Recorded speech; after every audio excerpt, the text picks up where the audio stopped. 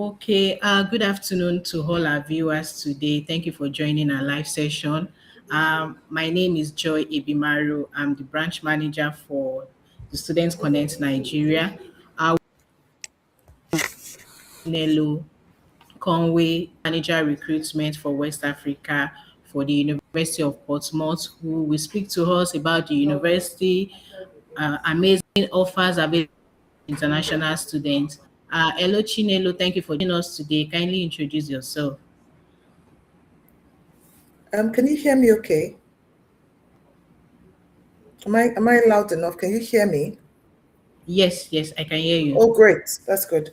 Hi, everyone. My name is 𝐶hinelo Conway, and I'm the Regional Manager, West Africa for the University of Portsmouth. So I'm hoping that at the end of this presentation, I would have been able to address any queries or questions you might have regarding studying at the University of Portsmouth.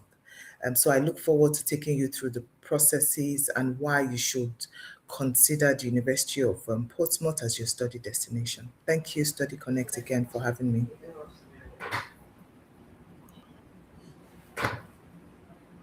Okay, so before we go into the presentation,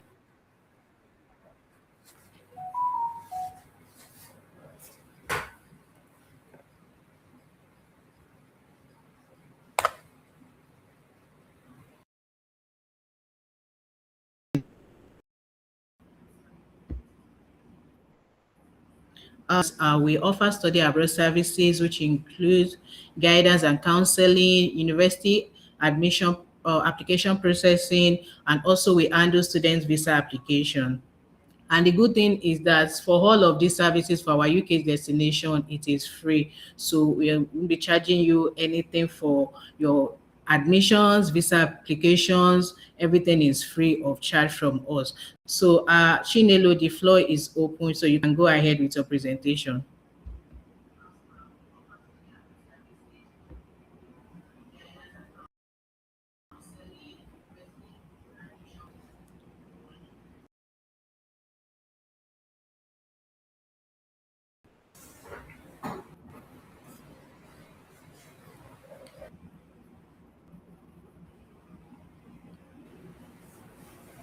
Can you hear?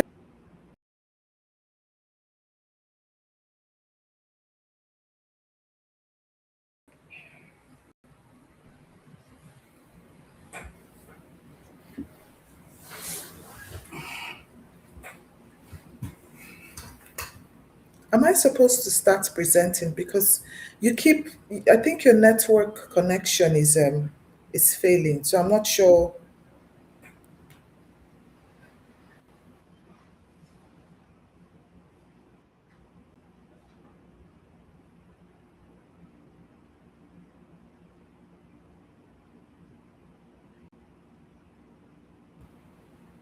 Can you see my screen now? Yes. Oh, great. Okay. Okay. Okay. Hi, everyone. Hello again.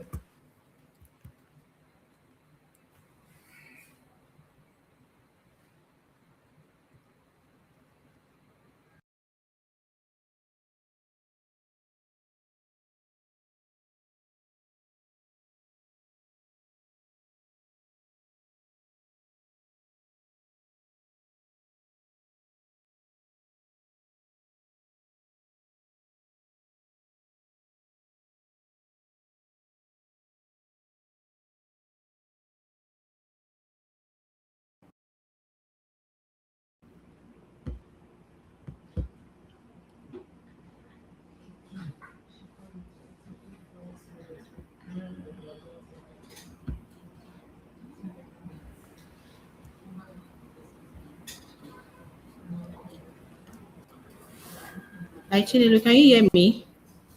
Yes, I can. Can you see my screen now? Yes, I can. I can see your screen. You can go ahead. Okay. Apologies. This is not a platform I'm very used to. Okay, so let's just dive right into it. Like I said, I work for the University of Portsmouth. I'm the regional manager West Africa for the University of Portsmouth. And this presentation is going to try to provide any questions, provide information on the City of Portsmouth and the University of Portsmouth in particular. So we are located in the City of Portsmouth. We are currently the only university in that city, and we're a city center campus. Now, what that means really is that when you get to the City of Portsmouth, you're literally when you get to the University of Portsmouth, you're literally in the City of Portsmouth. The university is located in the heart of the City of Portsmouth. And the advantage of this is that it allows students get familiar and acclimatized with the city fairly quickly.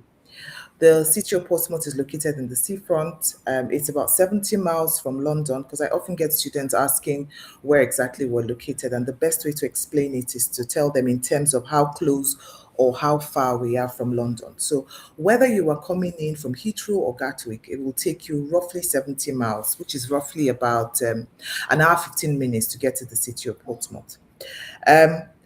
We have great transport links with the rest of the world, and this comes in handy, especially for students who are considering studying for an undergraduate program and have decided to incorporate a work placement here within their course. And so sometimes we often get students who go ahead to do their work placement in neighboring countries like France and Spain, because there is literally transportation links from Portsmouth to these countries. And so, like I said before, most of the time students who come in from West Africa, particularly Nigeria, would come in through Gatwick or Heathrow. We are able to access the City of Portsmouth from any of these airports, and it usually takes about an hour, 15 minutes. Now, apart from the University of Portsmouth, we also have a campus in London. This is a newer campus as compared to the main campus, Portsmouth, and it's about 3 years old. It offers quite a number of courses, not as much as the main campus, but of course, students who are considering studying in London have the opportunity to enjoy the Portsmouth experience in our London campus, which is in Walthamstow. These are some of the statistics that we're proud of. We have consistently attained gold in the teaching excellence framework, and even recently in the last exercise, we also obtained gold. We have 94% of our students who have gone on to get further study or are currently working as a result of their study with us at the university. We're a top 35 UK university, and this is according to the prestigious Guardian University Guide, and we're in the top 25 for student satisfaction. Now, before I go into the courses we offer, I usually would, when I get asked that question, the best way to answer the question is to tell students what we don't offer. So these are some of the popular course programs that we offer at the university. They range from accounting to economics to dentistry to nursing to social work to engineering, creative writing, engineering, languages, mathematics, pharmacy, social sports sciences, sociology, and psychology. And all of these courses are domiciled within our 5 faculties. So within the University of Portsmouth, we've got 5 faculties. So we've got the Faculty of Science and Health, the Faculty of Technology, the Faculty of Creative and Cultural Industries, the Faculty of Humanities and Social Sciences, and lastly, the Faculty of Business and Law. So it is within these 5 faculties that we have our over 350 course programs we offer. Within our undergraduate course program, postgraduate thought, or postgraduate research. Now, within the postgraduate research, we've got the MRes, we've got the MPhil, and we've got the PhD. The MRes runs for a year, the MPhil for 2 years, and the PhD for 3 years. Now, it's important that when students are considering some of these postgraduate research course programs, they have to first of all determine whether there is an expertise for their research proposal, and to determine that what they're looking to study is actually being taught in the 5 faculties that I have just mentioned. We offer discounts. I think I should have changed this from scholarships to discounts, because when students hear scholarships, if I hear scholarships myself, I would assume it's fully funded. It's not fully funded. We do not have a fully funded scholarship option. but within the university, we've got various discounts we offer to international students, particularly West African students. And the first one is the Chancellor's Global Academic Merit Scholarship. I just want to confirm, can you still hear me okay? Yes, I can, but the audience can't see your screen. Now, so that's a challenge. I'm not sure what I'm supposed to be doing in this circumstance because I can't see the screen. So can you yourself see my screen? Can you see my From my screen? end, yes, I can, but welcome to University of Portsmouth. That's what I can see now. Oh, okay. I've been sharing the screen for a while. I'm changing. Let's see. Just give me 1 minute. Let me see if there's anything I can Okay. do differently. What can you see now on my screen? Still welcome to University of Portsmouth. That's strange. Okay, 1 minute, please.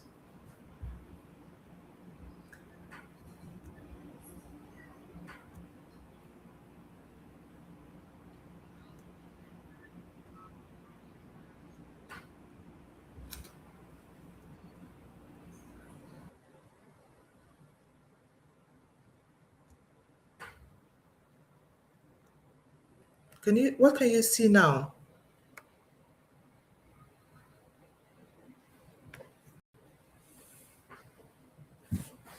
Hello, Joy. Can you hear me? Hello?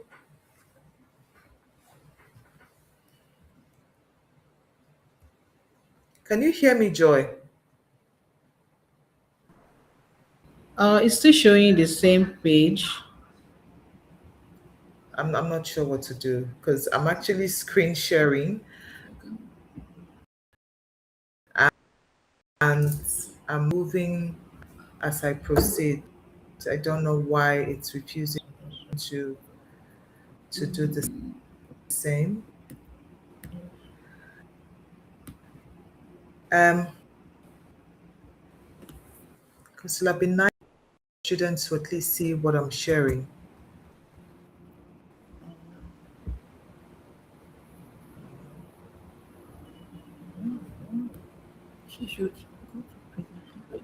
You will go to presentation, not like share screen.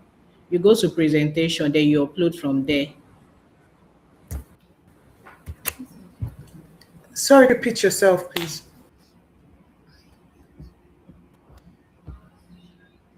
Presentation on this slide. There is no presentation on this screen. There is share screen, which is what I have been doing. Can you hear me?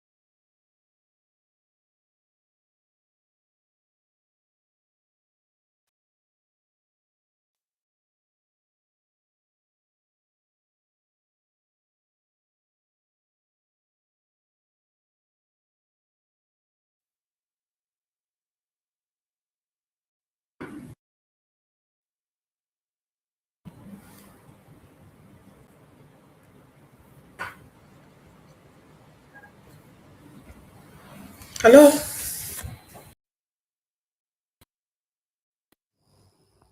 Hello?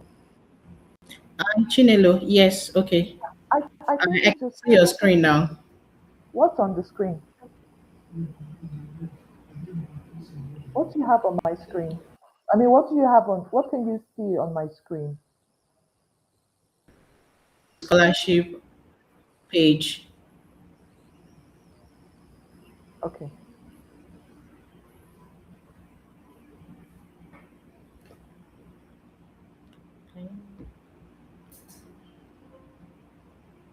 Can you hear me? Hi, Chinelo, can you hear me? I can see the scholarship page now.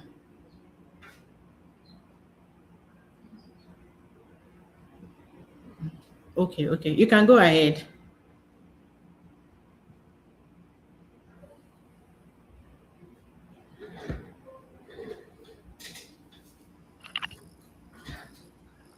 Okay, can you see the screen now? Yes, yes.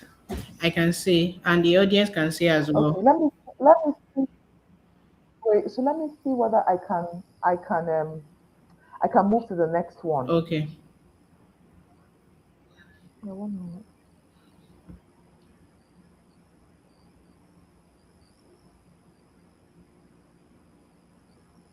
Can you see the next Yes, thing? yes, I can. Experiences at the university.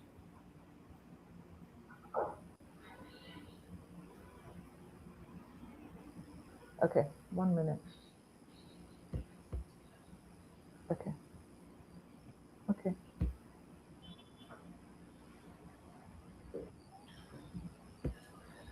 Okay, so I was talking about the scholarship. So let me see if I can go back and let me see if I can go on. Okay, can you still see the scholarships page? Can you see the scholarships page?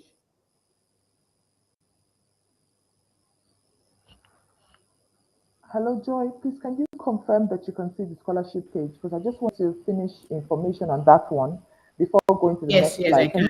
Yes, Oh, great. Okay, so I was talking yes, I about the can discounts see. that we have, and I said, yeah, so I said there were three of them that are being offered within the university. One of them is the global.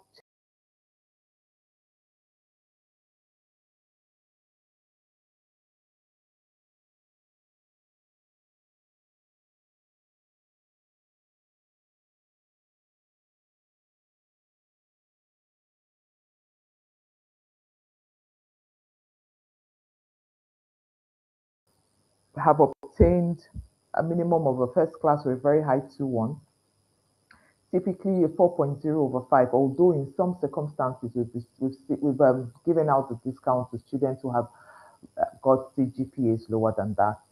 That decision as to whether you are eligible for that discount is made by the team that handles the scholarship disbursement. So usually when I speak to students, if you've got a 2-1, a high 2-1, and you're able to write a well-written personal statement, you can be considered for the £5,000.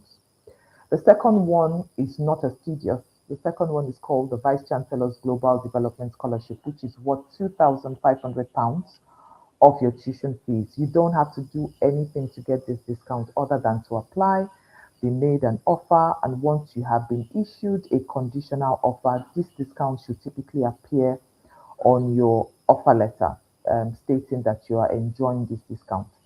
Now, if you're an undergraduate student or you are a postgraduate student who is on a course program that is longer than 1 year, the discount would only apply in the first year.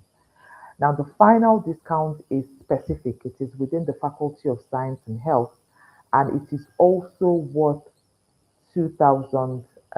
Oh, this is an error. It's supposed to be £2,000 off.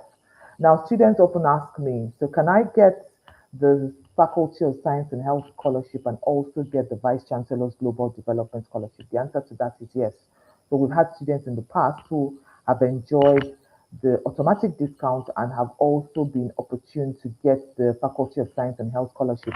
So totaling their scholarship to £4,500. And then, of course, there are external scholarships. So as long as your external scholarship is one that we recognize, be it 𝐆𝐮𝐞𝐬𝐭 or the British Council or the Commonwealth or even the Nigerian scholarships like the PTDF, the NDDC, we're happy to accept those scholarships funding letters and progress with your admission. So like I said when I was talking earlier, lots of our undergraduate course programs have got work placements embedded in them. It's not compulsory, but usually I would advise students to consider it strongly because it affords you the opportunity to have work placement as well as your study, of course, so that by the time you're graduating, you're not just graduating with a degree, but you're also armed with work experience that would help you when you're job searching. There's something unique we do at the University of Portsmouth, and I dare say that we're the only university in the UK that is offering that particular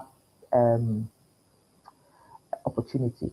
The opportunity is students who are on a work placement can determine if they want to do the work placement at the completion of their second year, and so just before you proceed to your third year, or you want to run through the entire 3-year course program. As you know, undergraduate course programs in the UK run for 3 years. So you want to run through the entire course program and then do your work placement in the final year. We call that connected degrees. So at the moment, we're the only institution in the UK that gives students that option of choosing whether they want to do the work placement sandwiched between year 2 and year 3, or they want to do the work placement at the end of year 3. There is also options of courses that give you the opportunity to study or work abroad, learn a language for free, all included in the package of pursuing your undergraduate degree course program.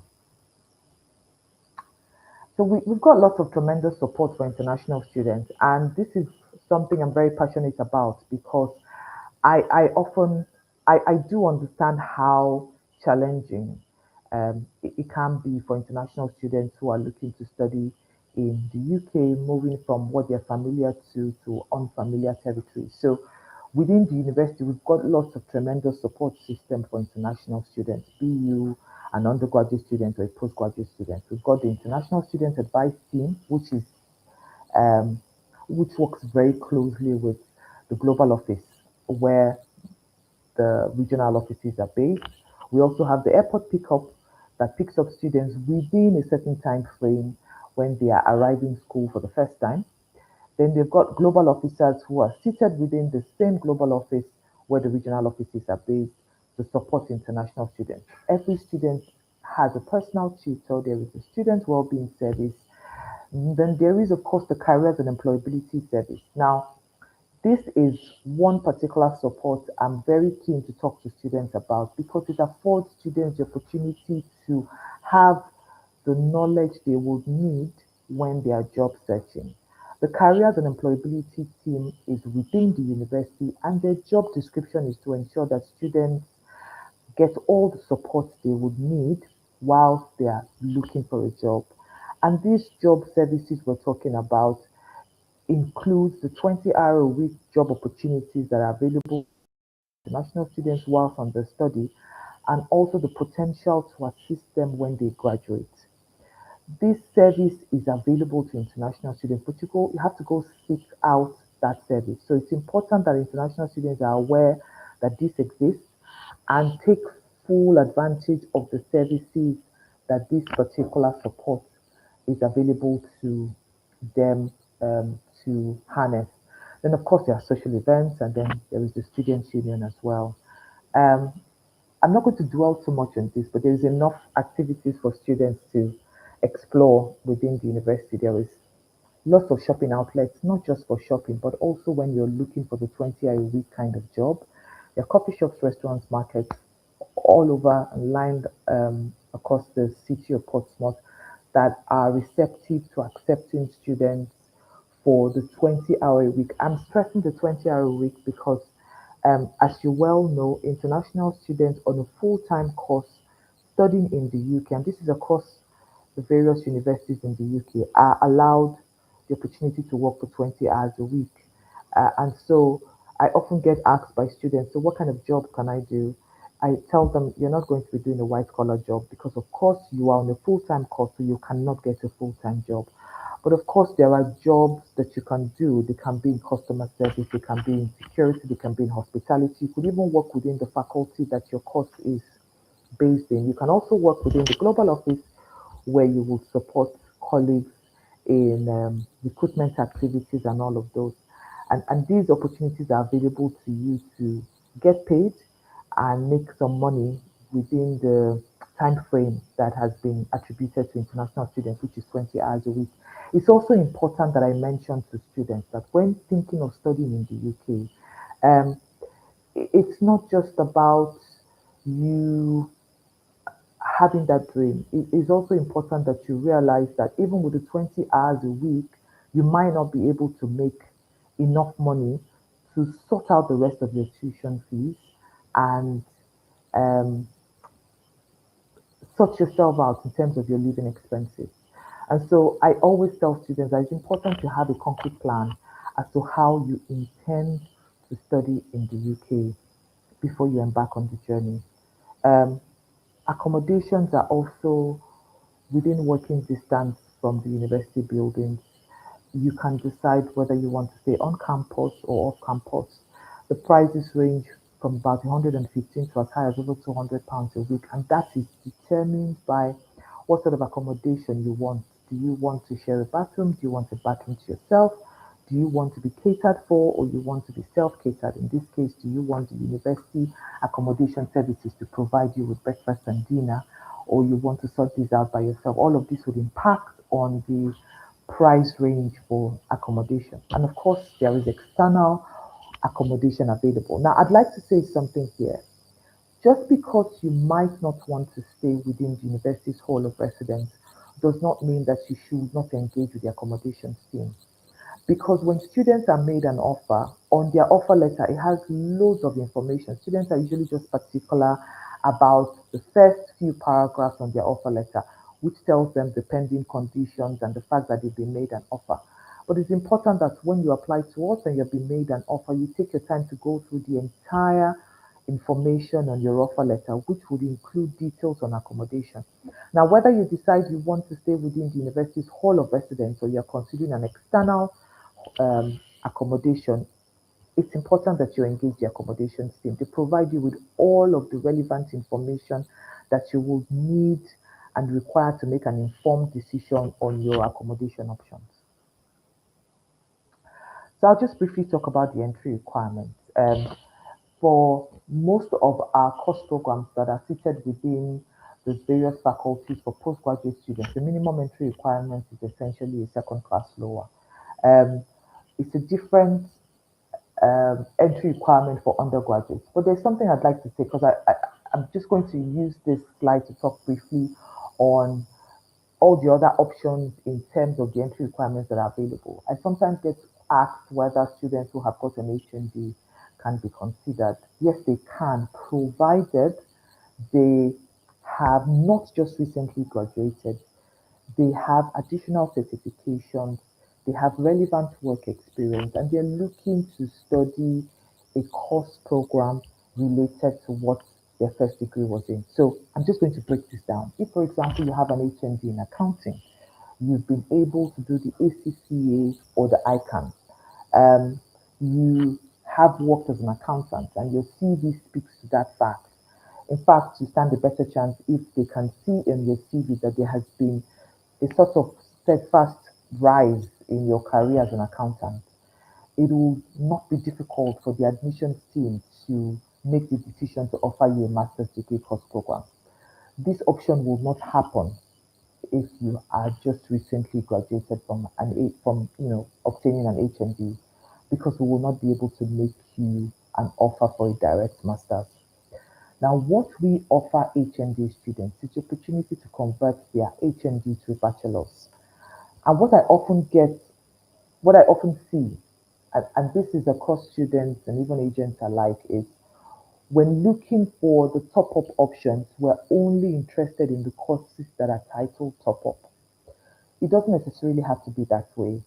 If you have an HND in accounting, for example, and you're looking to convert your HND to a bachelor's, in looking to the course web page on the university's website, You can actually pick out an undergraduate course program in accounting, but at the point of applying for your course program, instead of putting your year of entry to be year 1 or year 2, you put year 3, which is the final year.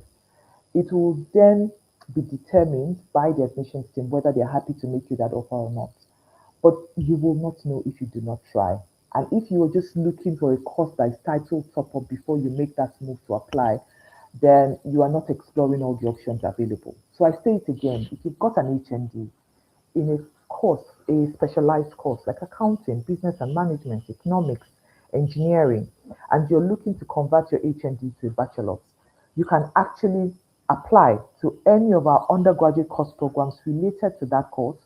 And instead of applying for year 1, go straight and apply for year 3. Be ambitious about it. If they're not able to make you an offer for final year for whatever reason, and some of these reasons are the fact that they are looking at your transcripts and comparing them with the courses that they will deliver to you as an undergraduate student. And there has to be a match. There has to be a match, a correlation between what you studied at the HND and what you're looking to study now for just the top up, which is the final year. Once they can see that there is a match and you're not going to struggle should they make you an offer for a final year, then they'll be happy to make you that offer. I hope I've been able to break this down. Happy to answer any questions that you might have relating to this. The other entry requirements is essentially for undergraduates. So if you've got just your WAEC and you're looking to study in the UK, you might need to undergo A-levels in your home country if you so choose, or come to the university's pathway provider, which is the ICP, International College Portsmouth, that allows you to do an 8 to 12-month foundation program to then be eligible to progress onto year 1 for your course program. You have to obtain a certain percentage, and this is dependent on the course that you want to study. So I just give an example here. The minimum acceptable foundation program score from the ICP is 55%, but with courses like pharmacy, it goes to as high as 70%, with none of the modules you've been taught, you obtaining anything less than 60%. And then for some courses in architecture, you will be required to provide a portfolio. And for certain courses in nursing or social work, and even recently the MRS, which is now one of the popular courses we offer, you will also be expected to undergo an interview before they make an overall decision. Now, there are various ways to apply, but the best way to apply as a student is to go through our trusted agencies, and Student Connect are one of those trusted agencies. The advantage of doing that is you're dealing with a contracted agent recognized by the university. Your applications are dealt with faster. They are able to provide you with an update on your application as soon as you receive them. Um, so these are just the options available in terms of consideration on how to apply for your study at the university. But there is something I'd like to point out here. We're currently open to accepting applications for the May intake, and the majority of these courses are based in our London campus, with just one course, which is the MBA Global, being taught at the Portsmouth campus. So all the other course options available for May are essentially top-up course programs and a few postgraduate taught programs being delivered at the London campus. It's important that whether you decide to apply by yourself or apply through a trusted agent like Students Connect, you ensure that your documents are authentic and genuine. And I'm not just talking your academic documents, your reference letters. Please ensure that your reference letters are genuine, they're not fraudulent. Ensure that they're on a letter-headed paper. Ensure that they are stamped and signed and well dated.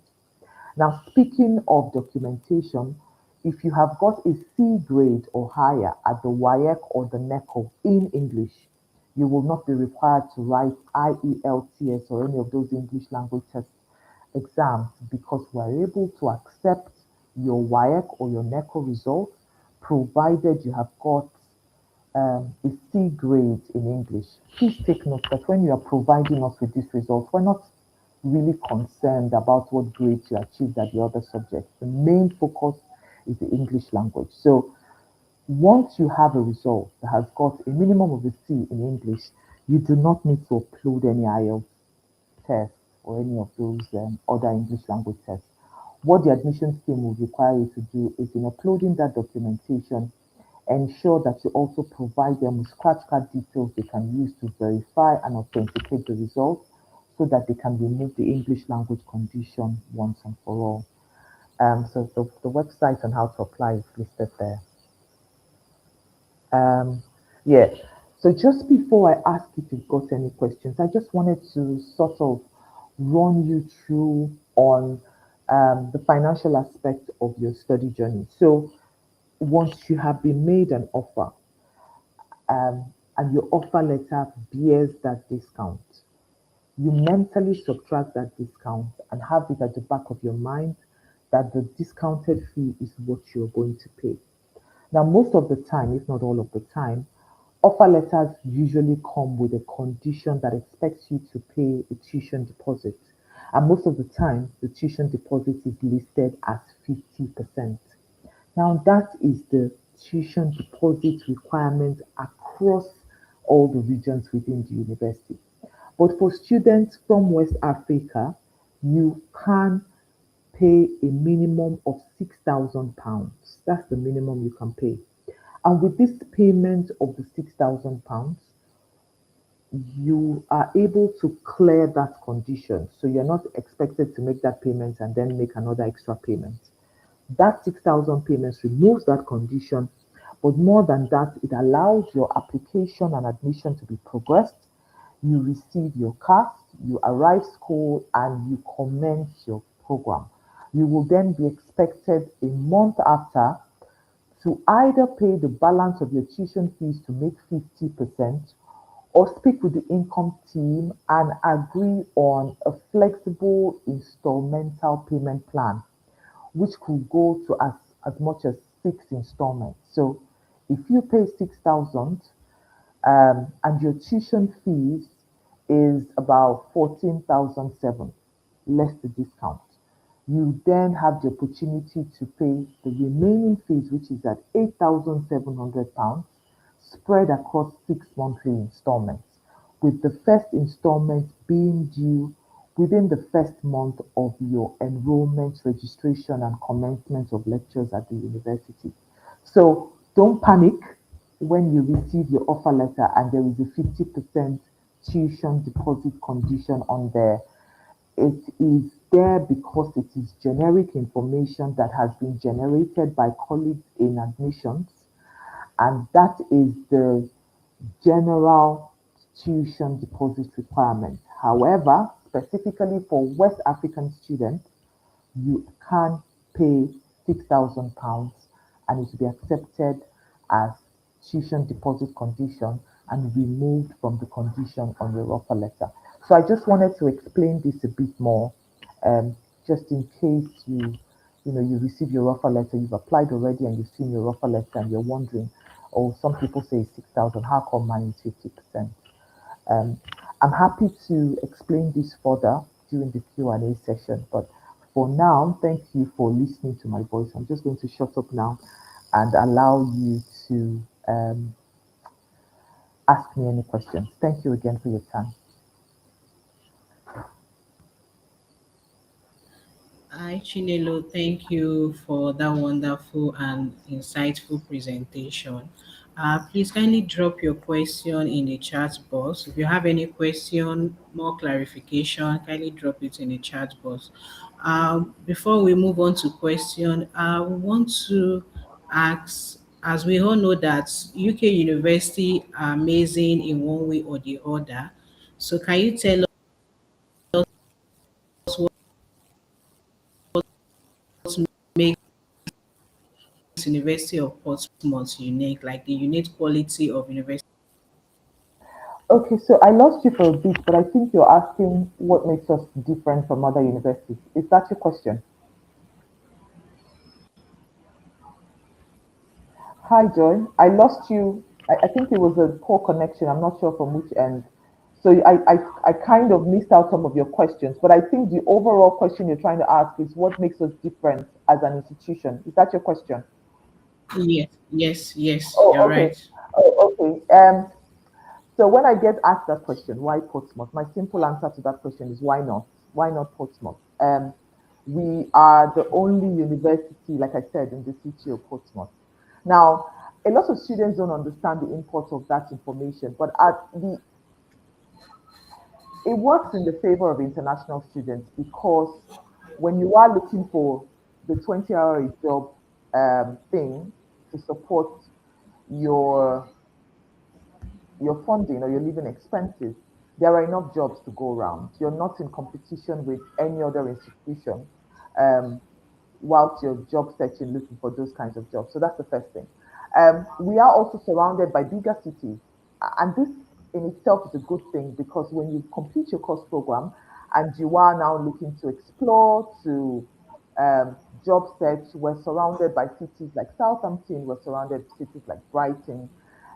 Another thing, again, is we are located in the south coast of the UK, and this is one of the most industrialized parts of the UK. And so it's easy for students who are job searching to readily find these jobs because at the end of the day, international students who are leaving their home, their family, the environment, everything they're used to come down to the UK are looking for a better life, better opportunities. And that's what you would get, not just at the university, but the city in itself.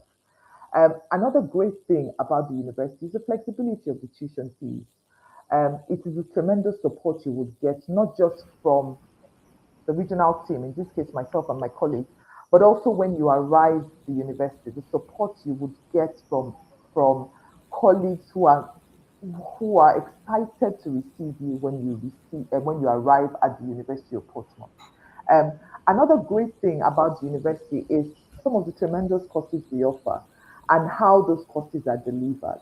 Now, whether your course incorporates a work placement or does not incorporate a work placement, the course in itself teaches you to be industry ready because it is important that whilst you are studying, you are also preparing for the job market. Um, I wanted to, yeah. Now, another key thing I wanted to bring to the attention of international students is a lot of times some of these opportunities are there for them to harness, but they don't know that they exist. And one of those opportunities that is available to international students at the University of Portsmouth is the Careers and Employability Service. And I cannot stress this enough because I have had the opportunity to be in the same room with them, and I have heard some of the tremendous facilities and information that they have that international students would find really useful when they are job searching. But a lot of times, students, because they are also caught up in student life and going to lectures and trying to get on these jobs and trying to juggle so much, they don't readily engage with the careers employability team. So I'd like to state here that it's important that whilst doing all these other great things, which is studying and trying to make good grades, it's also important that you engage with the careers employability team. Something they do is they do virtual job fairs. They do physical job fairs where employers come down to speak to potential employees. That way, you are able to sort of understand what an employer is looking for when they have put out a vacancy. The process of job searching, as we understand it in this part of the world, is different from how it applies in the UK. And a lot of times we don't quite know how to navigate this. That's what the careers and employability team within the University of Portsmouth offers. So I can go on and on about what makes us different. But when making that decision to study in the UK, I think the University of Portsmouth should really be top on your list. Amazing. Thank you for that. We have a few questions. Do you have MRES for international students? The students wants to know if MRES programs are available for international students. Okay, so I deliberately did not dwell so much on MS in this presentation because it, we've received an astronomical number of applications for MRES. I don't want to go into too much detail. I think the reasons are obvious. Now, within the five faculties that houses our courses, three out of those five faculties have MRES options. So those faculties are the faculties of science and health, the faculty of humanities and social sciences, and the Faculty of Creative and Cultural Industries. Now, the process of applying to these various faculties is differs from one to the other. Now, for the Faculty of Science and Health, they have listed explicitly on their website the research interests that they are looking for. It's a bit disappointing when you see some of these research applications because students have not taken their time to go through this webpage to have a look at the research interests and subject areas that are open for application. They just go ahead and submit the applications. And so I often get students and agents alike coming back to say, oh, my student was not accepted. It's because their research proposal does not speak to what the Faculty of Science and Health in this case is looking for. So in putting out that 𝐵RES application, if you decide that you want to do 𝐵RES in itself is a Master's of Research. It is essentially a PhD application compressed into 1 year. I understand that you are considering that because it's a short duration, it allows you progress with your dependents. But I think it's important that you realize that if you do not complete your research within the 1 year time frame, those opportunities you're seeking for yourself and for your dependents will not be available to you because you haven't completed your program within the time frame. So yes, our 𝐵RES of applications are open to dependents, but it's important that you do things the right way. We do not have an intake for May. We currently just have 2 intakes for 𝐵RES, and that's January and September. And right about now, we are accepting applications for the September intake. I think that application window will close by the 31st of March. I need to cross-check that information, but I'm almost certain it is the 31st of March or the 1st week of April. Now, we do not have 𝐵RES for the Faculty of Business and Law because I often get students saying, oh, I'm a business student or an accounting student. There are no options for 𝐵RES within that subject area. Within the Faculty of Humanities and Social Sciences, do not have specific research interests. They want you to submit your proposal, and then there will be a discussion among the academics whether they have the expertise, the experience, or the time to supervise your research. Because I often get students say to me, I've applied and I have been rejected, and the reason for the rejection was that they do not have the expertise for your proposal. And I say to the students, well, don't beat yourself up. What that simply means is that in speaking to fellow academics within that particular faculty, there is no one who is interested in that your particular research, or we do not have expertise for the research that you have submitted. Now, the final faculty is the Faculty of Creative and Cultural Industries. We don't get a lot of research interest in that area because that's where you have courses like architecture, media and communication, journalism, filming, and all. But there is also an 𝐵RES option available for that particular faculty. So in a nutshell, our 𝐵RES is for 1 year. It allows you progress with your dependents. It has 2 intakes in the year, January and September. We advise, and strongly so, that in putting in your application for research, please do your homework. Make sure that you understand what you have put down as a proposal. And like I always say to everyone, may the best man win. So yeah, I think I've answered your question for 𝐵RES. Is there something I missed out? Please let me know so I can take that again. All right, thank you for that.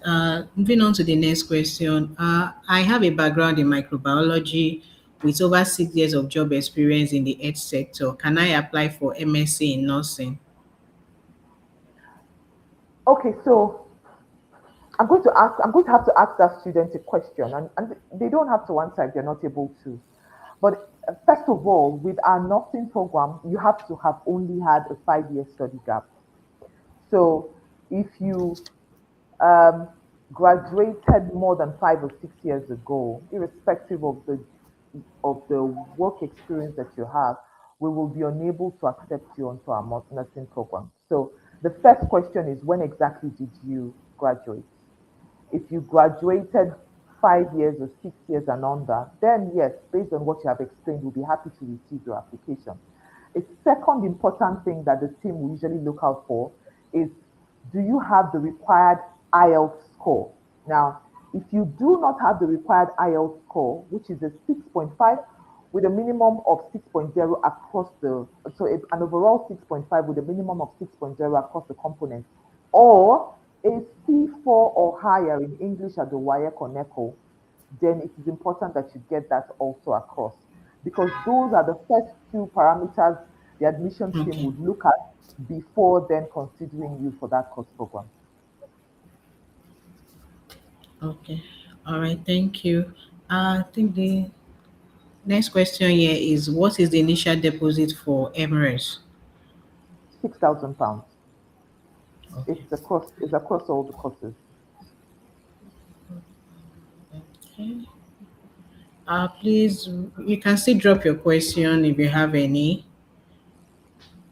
Okay. So the student that asked about the nursing program, she has responded with, she graduated over 10 years ago. Unfortunately, we won't. We're not the institution for her, because the nursing, the school of nursing is specific on that information. Yes, so unfortunately, it will not fly. Please kindly drop your question so we can attend to them. Just checking if we have Oh yeah, one more question. yeah. So whilst we're waiting for questions, something I just wanted to also mention that apart from the WIAC and the NECO, we're one of the very few institutions in the UK that also accept the NAPTEP. Um, So if a student has got the NAPTEP and they've got a C grade or higher in English at the NAPTEP, all they need to do is also provide us with that result and scratch card details to verify that result. And once we're happy to remove the language condition. Because I do know that colleagues from other universities are a bit reserved on accepting that, but we accept NAPTEP as an institution. Okay, all right, thank you for that. Um, okay, thank you, Chinelo, for taking time to be with us today. Kindly share a final remark. Okay, so first of all, I'm sorry this didn't kick off as quickly as we wanted it to. I'm not used to this platform at all, so that was why there was a bit of struggle from my end to share screens and all whatnot. But I'm happy to have had the opportunity to speak to students and to yourself as well and the Student Connect team. I'd like to say to students that Student Connect is one of our trusted agent partners, and they don't just recruit from my region, which is the West African region. They've got a global contract with the university, and so that speaks to their credibility. It would make sense as an international student considering studying in the UK to work with trusted agencies for a good number of reasons. And so, should you, at the end of this presentation, have been able to convince you to pursue your study option and the study opportunity at the University of Portsmouth, please ensure that you work with a trusted agent like Student Connect and ensure that you provide all of your documentation. Make sure they are genuine, no fraudulent documentation, so that your applications will be dealt with fairly quickly. Um, yes, so thank you again for your time and being a part of this presentation. And thank you, Joy, for organizing this. Thank you for the wonderful remark. We have come to the end of the session. If you're looking at applying for the media intake as well as the September intake, application is currently ongoing. Kindly reach out to us at Student Connect. Our services are free, from students counseling, guidance, university admission down to the visa application stage. Make sure to reach out to us. Thank you once again, Chinelu. Do enjoy the rest of your day. And you Bye, too. everyone. Cheers. Bye bye.